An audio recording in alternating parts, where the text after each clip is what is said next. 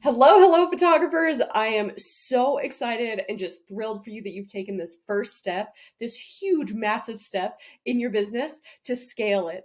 And in order to do that, you're bringing on an associate team to represent your brand. And to do that, you're going to need training guides. And this is what I am here for. It can be so hard to train an associate photographer in your style in a way that your couples and clients will just absolutely fall in love with. And not only have I cut the time for you to do that to one day, but I've created this really comprehensive guide that I think you're going to love. So, congratulations on your photographer brand awareness guide. I want to step in and guide you through the guide and exactly how to edit it. Okay, so the first thing we're going to want to do is we're going to want to make a copy. And we want to do this before we do anything else so that you can ruthlessly edit it. I want this guide to be completely your own. And the goal behind this is to make it 100% your brand. So that will mean some editing. So to make a copy, you go into File and make a copy. It's going to remix, it's going to do its thing. And then when it pops back up, you are ready to edit. So the first thing you're going to want to do is change it to your brand name. And you can do that here and here. You can change your photo right here by going into your uploads and putting in any photo you want, clicking and dragging into there. A little hello about what I want this guide to be. To take things out, you can just delete pages like this. So the contents. Our first module we're going to be talking about is why we photograph the way we do, who is our couple, and how we interact. This is one of the most important modules for our photographer to know what our business is about, who our clients are, and why we're so passionate about what we do. Module 2 is a lot of visuals. It's all about our photography style and several examples of do's and don'ts. Module 3, we're talking about photographers' responsibilities and your responsibilities, as well as the post-wedding process for your photographer and for you. So module 1, how we photograph. When you see these like super obnoxious, like red things, this is what's telling you what to edit. So edit this area to describe your photography style and your images. So you're going to put in your name here, right? And then we just really want to hear about like your mission statement. Like, why do you photograph the way you do? What kind of photography do you aim for? Once you are done with this section, delete all of the red bubbles. Okay. And again, you can put images in here that speak to your brand. This is all about images. Put in your favorite that really speak to your mission statement that you've put up here. So for us, it's like before we click the shutter, it's about telling the story. And so we're not going to click or show any images that there's no story behind. And that's what this is doing here. Another thing, so like who is our couple? 3 things that your couples are and a little ditty about, about them. And we want to be specific here because when our associate photographer is communicating with the client on the wedding day, they want to understand them and they want to be able to photograph for them. So that's what we're doing there. This is a very kind of like HR section about how we interact with couples and vendors. And again, feel free to edit this. And if you want to keep it, you can, but feel free to edit. And this is a little coworker. So for us, like we want everyone to be super kind, helpful, and maintain this working relationship. And we're checking in to make sure everyone is comfortable. Here's some examples of what we want our photographers to do, fluffing the dress, pin boutonnieres, straightening ties, yada, yada. None of that coming at the expense of the job. And again, don't forget to delete these when you are done editing. This one is about alcohol and partying. So you can change your own policy there. For us, we don't allow our photographers to drink alcohol or party with guests. This section right here is one of the most important, I think. It talks about the team culture and just lets your photographer know that like they're not alone. They have a team and they are a part of something. Something that keeps our associates coming back again and again is that they feel like we're doing something with our jobs and we're changing lives and they are a part of that. So that's something that you're going to want to do. So you're going to want to find your core values and fill them in right here. If you need help finding your core values, reach out to me and I will give a one-on-one workshop with you on how to find your core values. And then what that means. So these are just some like brand promises that you are delivering to your couple. With client interaction, we're kind and courteous. We don't consume alcohol. We photograph love stories in the form of weddings and engagements. It just kind of frees you up to do what you love. So if you need help on any of these, reach out. Because I love working with brands and finding a brand promise and a niche that is good for you. So reach out for some one-on-one coaching there. Some shots we're looking for. So this is module 2 is beefy. I am not gonna lie to you, but we'll just do some examples and then you can kind of see. So again, you're gonna want to put your brand name in there, and this is the examples of like, this is not a shot list, it's a moment list. These are the photos that scream your brand name, and we want our photographers kind of attuned to these specific moments during the day. So for us, like, groom's best man is tying his tie, or like the bridesmaid's reaction when they see the dress for the first time, laughter as a couple's like walking together, grandma getting her groove on. I mean, it's not things that always happen, but we want to be looking for those moments, not the shots. Do's and don'ts. This is a big section and it's a super fun one to edit and find really good examples of what you're talking about, and things not to do. It's really helpful to find good images and images that need improvement. So you'll see what each section is about with the highlight, with the header right here. And then you can fill it in as you want. So this one specifically is about telling a story. These images I love because they're inclusive, they tell a story. This one isn't very flattering to the guest and not something that we want to include. These are all good examples of images that do tell a story and images that we would want to keep. You will edit that. We want all of our images in focus, and you can insert your preferred exposure settings right there.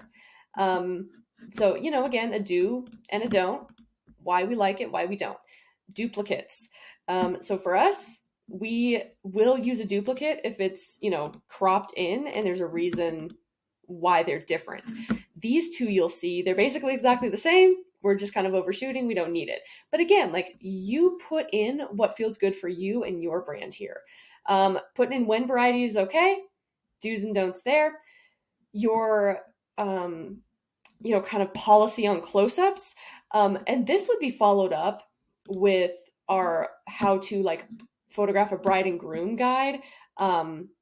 We have our prompts that are listed in this guide and just kind of like best practices on how to get these, really gorgeous interactions with couples. So if you want to purchase that, this is an all, it's got everything that you could possibly want, like our emotional prompts, our movement prompts, our landscape prompts.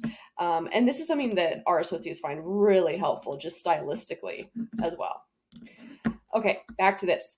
We're talking about horizon lines here. For us, we don't photograph horizon lines straight through their heads. That's a chance for improvement. And then I just kind of educate my associates on like when you photograph the horizon line with the couple above you, so you would be getting down on a knee, or when you're photographing with horizon line below you, or with the couples below you, so that you are like up on a hill or they're downhill. Some just before and afters to get them to see the impact. Background choices, especially if you're doing family photos or group photos, what you kind of prefer for that. These are some don't examples because there's, kind of distracting trees here and all this other stuff. These are very good, simple backgrounds. Your compositional choices, right? We don't like to cut off arms or limbs in weird places. His head is cut off here. This is just kind of a very oddly tilted composition. So then put a few that you do like the composition of and just tell them why you like it. Focal length diversity. We love focal length diversity with our associates. So it just kind of gives you an opportunity to declutter the background and have variety at the same time. So this page is where you're going to put, a wide angle shot versus a zoomed in shot that you really love. If you're into that, if you only want them to shoot with a 50 and you don't care about focal length diversity, then you could be deleting these pages, and that's okay. So then detailed oriented styling and posing. So basically just like what we're looking for when it comes to details. And again, I have an entire section on how to photograph details, ranging from invitation details to dress details, ring details, like how to style it, how to photograph it, settings, all these things. So if you want the entire, wedding day training packs, reach out because these are super powerful. And again, like very editable. You would just edit it to what you usually do and how you like to photograph. It's really, really helpful. So not only are we going to be styling the details, but we're styling our humans too, right? Like we're smoothing away stray hairs, we're styling the dress so the train is long behind them. We're pulling sunglasses, drinks, hair is out of place, crooked ties, all that sort of stuff. So just edit this. And if you want to add another page, you absolutely can too, right? Like you can duplicate it and add so you have more examples. You can just go nuts here. I really encourage you to just go wild. Our photographer's responsibilities. Okay, this is super helpful. So this is who does what. So when you've accepted the booking, these are the jobs that you as the owner do, and these are the jobs that as the photographer does. And I've broken this out in the entire part of the wedding day, from pre-planning to wedding day, when you're downloading and culling, and you're delivering the images. And again, you can change this to whatever your workflow looks like. This is how you should change it and just really get it nailed down. The post-wedding process. So we have our photographers make a voice memo leaving the wedding day, and it's so important for the blog post that we're going to make about this couple's day later. So these are the questions that we want them to talk about. So summarizing the wedding day, special wedding day moments, the couple's first look reactions, what the wedding day looked like, where the wedding day take place, and what was the relationship between the couples and families. So we really want them to give like 3 to 4 minutes, maybe more, like 5 minutes of voice memo so that we can use that in a blog. And this is just like basic steps of how to import a catalog into Lightroom. And this is what you'll be editing here, is what you want your file names to be. This is just our common verbiage, so you can do that as you want. And then how you cull the images. And again, you're going to ruthlessly edit this here because it's different for everyone. But I like to tell them like how many to do our 1 stars and how many to do our 2 stars, which is our sneak peeks. So we do about 100 an hour for the day worked. So for example, for an 8-hour day, I want them to deliver 800 culled images, 50 of those being sneak peeks, and those are just kind of the best selection of the day. Again, we're thinking about the blog here most. And then how to send the images to the editor. So I've included for you how to export a catalog from Lightroom, where you need to edit it and what it should be called. This is what we call, we name ours, but you can change that to whatever you want. And then this is the other link you're going to want to add, is your Dropbox link. So where they should be sending it before they send it to the editor. So thank you so much. That is like the nitty gritty about the guide. Please feel free to reach out for any one-on-one coaching about how to incorporate associates into your business and how to scale it to something that you really want. And also the wedding day training pack for your clients and couples. Thank you so much for coming by Honeybee Weddings, and I am so thrilled for your journey.